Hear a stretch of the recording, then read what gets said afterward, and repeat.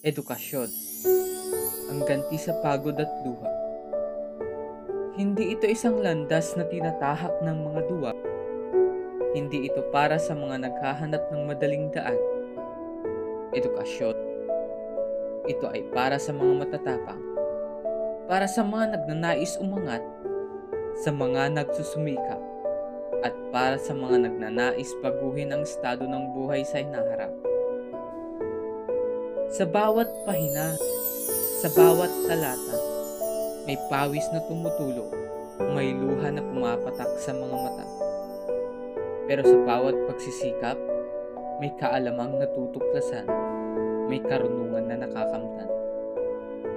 Edukasyon, hindi ito isang gantimpala, kundi isang proseso ng paglalakbay.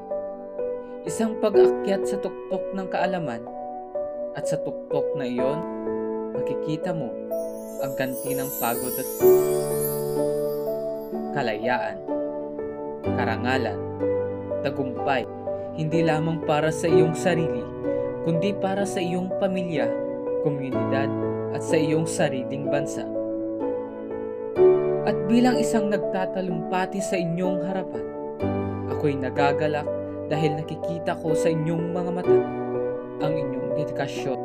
Makamit lamang ang inaasam na diploma. Diploma na siyang magsisilbing pamana at isang regalo tanda na minsan ka nang nadapa. Regalong magpapaalala na minsan ka nang lumuha, napagod at nawalan ng pag-asa. Ngunit anuman ang kahihinatnan, mapagod man o mahirapan, magdalawang isip sa ganitong larangan. Sa muling pag-iyak, manalig ka sa itaas at tiyak sa takdang oras, kagalakan mo iyong makakamtan.